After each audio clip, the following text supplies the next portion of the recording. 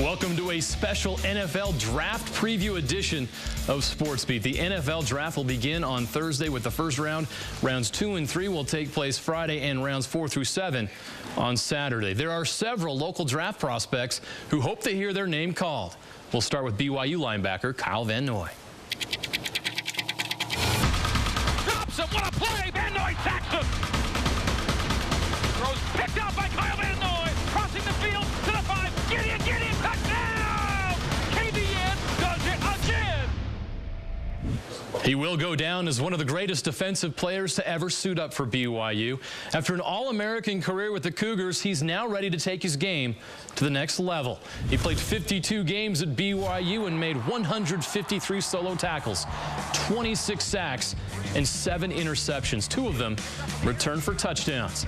He also forced 11 fumbles, but his most impressive stat may be tackles for loss.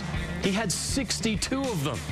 Kyle performed well at the NFL Combine as well. He measured 6'3", 243 pounds, up higher from his playing weight at BYU. And he ran a 4.7 40, not too bad at that way. 21 reps on the bench press.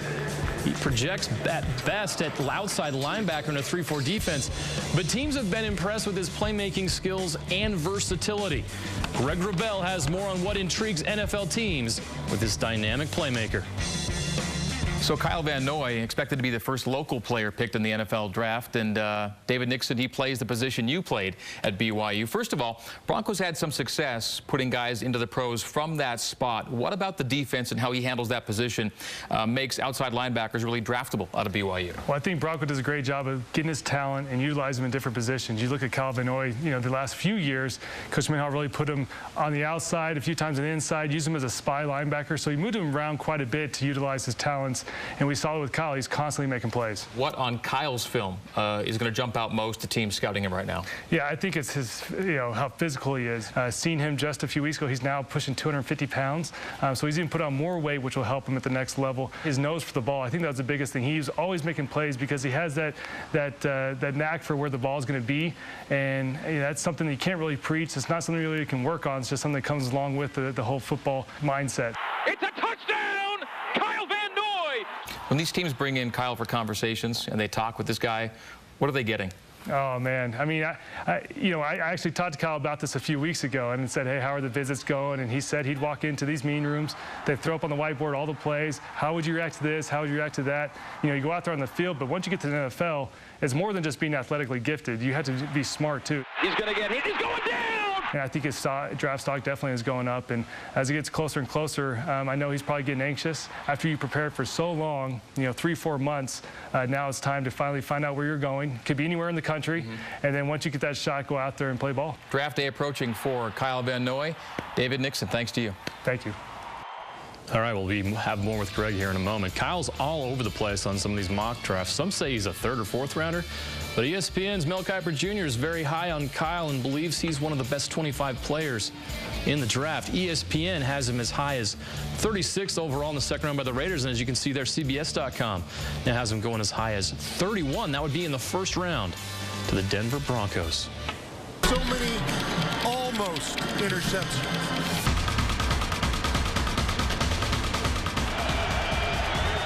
Pressure coming. Hundley trying to buy some time. Throws, and that one's picked off to the end zone. Touchdown, Keith McGill. Well, injuries kept Keith McGill from realizing his potential at Utah, but an outstanding senior year was enough to impress NFL scouts. At 6'3" tall and 211 pounds, McGill is that big physical corner prospect that NFL teams are looking for right now. He started all 12 games at corner for the Utes as a senior. He fared well against Pac-12 receivers, and his best highlight was a 19-yard interception return for a touchdown right here against UCLA. His performance at the NFL Combine was a huge boost to his draft stock. His size to run a 4.51 40-yard dash was very impressive. He also had a 39-inch vertical leap and a 129-inch broad jump. He is 25 years old, which is a negative, but he needs to improve his toughness as well. Teams are very high on the guy because of his size, and he played a lot of press man in college, which is something NFL teams really like to see. Hans Olsen has more on McGill's prospects. He's got 4.5 speed. He's tall. He's got long arms. He's got a huge build. He's learned inside that Utah defense to play press man coverage. He can also play zone coverage. He's really versatile. He can give you a rush. He can reroute. He does so many things well in that corner position. The one thing I look at a guy like Keith McGill, I ask myself, does he have the drive? Does he have that drive to get through the grind year in and year out? With that being said, he's put in the work. He's improved his numbers. He's extremely athletic, really versatile. Can he handle the grind of the NFL life? When he gets that money and life gets a little more cushy, does he still have that edge and that drive? Well, we're yet to see that, but he's got the athleticism to be a starter in the NFL. McGill may have worked himself into a second-day draft pick. Many mocks have him being taken in the second or third round.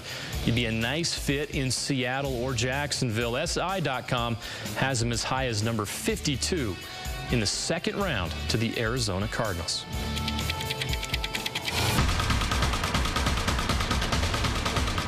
Southwick is picked off by Lawson. Lawson might take this one the distance.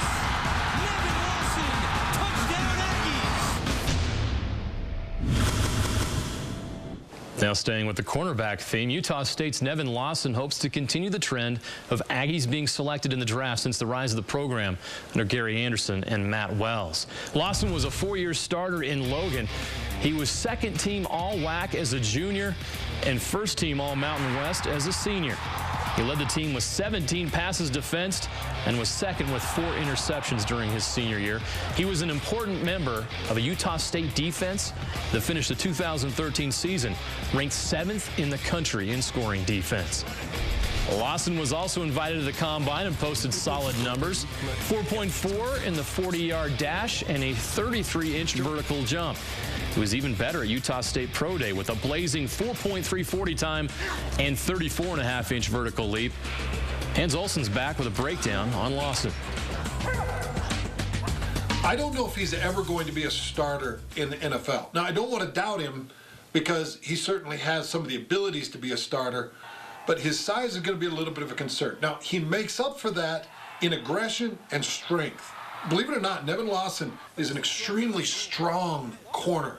He's a kid that as a receiver comes into him, he can get those hands into him. He's got the strength to hold him, to push him to where he wants them to go. He can get down the field, and he can run with probably any receiver in the NFL right now. So he can get out and run with you. And he's impressed a lot of NFL scouts. I think Nevin Lawson has worked himself into the 4th or 5th round area in the draft. I think he's a definite draft pick, and I think he's going to be a solid contributor in the NFL. Now, the mock drafts would follow what Hans says there, that Lawson's a player that could land anywhere from the middle rounds to late rounds, but looks to have a great chance to get drafted no matter what. SI.com has him as high as 111th overall in the 4th round. As you can see there, NFL.com has him going as high as 101 to the Houston Texans. Takes the snap. Riley off the edge. Trevor coming after him, and he's going to get him. Back at the 12-yard line. Riley runs him down. It's a sack of 3 yards. NFL scouts can criticize his age, 26, and his athleticism, but you can't question his toughness. Trevor Riley played his entire junior year with a torn ACL. He also faced adversity off the field as his infant daughter battled and beat cancer. None of that seemed to faze him as a senior at Utah. The former walk-on was all Pac-12 for the Ute defense. And for his career, he finished with 235 tackles, 36.5 tackles for loss, and 20.5 sacks. He also had 2 interceptions.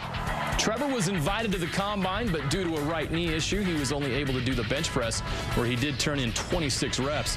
He participated in positional drills at Utah Pro Day and also ran the 40, as you saw there. NFL scouts love his toughness and his versatility. He's played every linebacker position in college, and if he continues to add weight and strength, he could be a defensive end at the next level.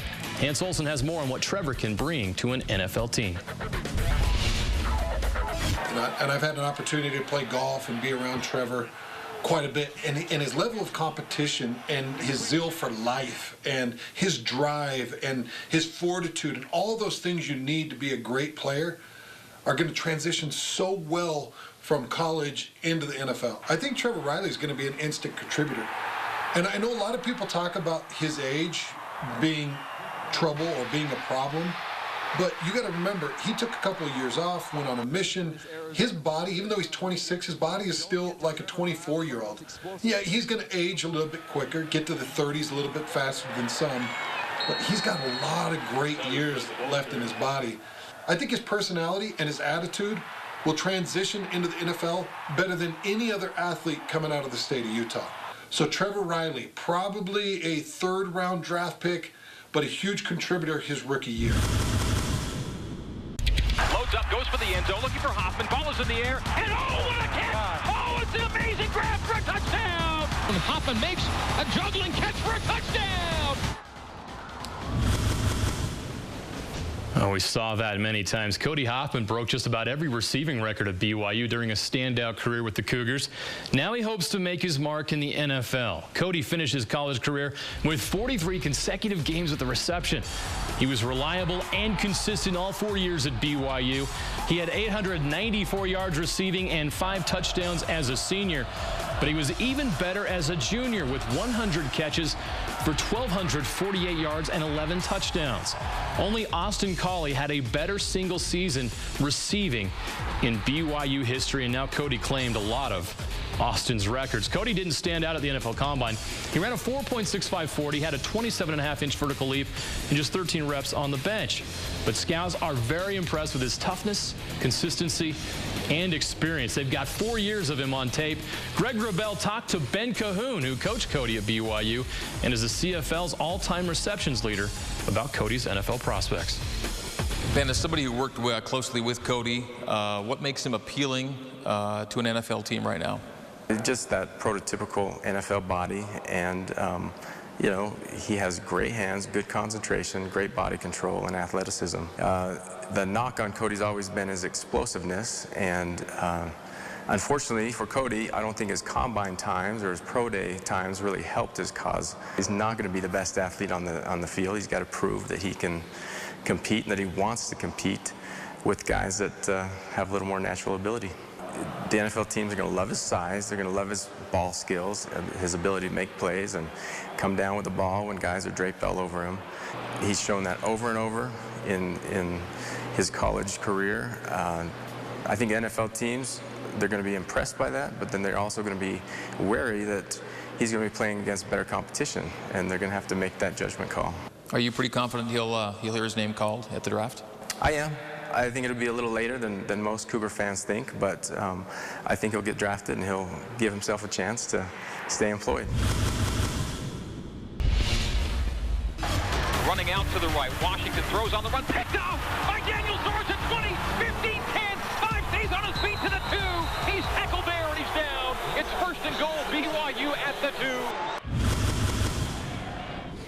Daniel Sorensen was a 3-year starter at BYU as a safety, and he was also a special teams ace for the Cougars. He finished his BYU career with 122 tackles, 11.5 for a loss, and also added 8 interceptions. He was a hard-hitting safety who also forced 2 fumbles. Daniel was very impressive at the NFL Combine. At 6'1" and 205 pounds, he ran a 4.67 40 to 6.47 seconds in the 3-cone drill, 3.95 seconds in the 20-yard shuttle, and 10.8 seconds in the 60-yard shuttle. Were among the all-time best at the Combine. That really turned some heads. His performance dramatically improved his draft stock. It also helps that his older brother Brad is a backup quarterback with the San Diego Chargers. Greg and former Cougar and Arizona Cardinal Andrew Rich have seen more Danny than any NFL scout. When you watch BYU games, how much did you hone in on that particular position, and what did you see from Danny the last couple of years in particular? Yeah, so I have a hard time watching the game like a normal spectator, so that's something that I watched, you know, really closely. The first thing that stood out to me watching Danny play was just his ability to cover ground. That's something that I wish I was better at. Physically wasn't quite able to do it like Danny, and just his ability to to make a play on a run in the backfield, as well as cover a deep ball in the middle. And then just his ability to, his quick reads, understand run pass really, really fast. And then just reaction and created a lot of turnovers and was really fun to watch and represented the position very well. I think, in my honest opinion, I think Danny will be a mid-round draft pick. NFL teams want guys that are ball hawks and make plays and cause turnovers. And from the very first time I saw Danny, I knew he was a special athlete. When I saw the things that he did at the combine, I wasn't too surprised, just because I know what he's capable of. I believe in Danny. I think he's going to be a great pro. Never thought I'd really be here in this situation. I always dreamed about it, and always worked for it, but now that it's actually here, you kind of get real excited. Even, right now I have a lot of sleepless nights just because of how excited I am. And into the end zone walks Jake Murphy for a touchdown. Now, some may have expected Jake Murphy to follow in the footsteps of his famous father, Dale Murphy, and play baseball. Instead, Jake has made a name for himself as a football player. Jake caught 63 passes for 830 yards and 10 touchdowns during his 3 years at Utah. He showed his toughness returning last season from a broken wrist. He also showed his versatility by playing different variations of tight end under 3 different offensive coordinators. Well, Jake really helped himself at the NFL Combine with outstanding marks in the 3-cone drill and 20-yard shuttle. At Utah Pro Day, he was able to show NFL scouts his sure hands and blocking ability. Tyler Larson has been the heart and soul of the Utah State offensive line. Now he hopes to join his older brother Cody in the NFL. Cody, of course, with the Baltimore Ravens. The Jordan High grad started all 52 games at Utah State and was a 3-time all-conference performer. He impressed at the NFL Combine with his strength. Get these numbers. 36 reps on the bench press. That's 225 pounds 36 times. Very impressive. That tied him for the second best mark at this year's NFL Combine. He must show he can play more than just center, and he's been doing so by cross-training at the guard position. Former Utah State linebacker Bojay Fili-Moyatu looked to have a bright future in the NFL until a serious injury ended his hopes of getting drafted. That didn't stop him from pursuing his NFL dream. After rehabbing the injury, Bojay is ready to give the NFL another chance. He hopes to land a free agent contract. He finished his career at Utah State with 112 tackles, 20 tackles for loss, and 8 sacks. Bojay turned heads at Utah State Pro Day. Bojay put up 33 reps on the bench press at 225 pounds. He ran a 4.6 40, which is very impressive for his size and position. He hopes he can convince scouts he's worthy of a contract.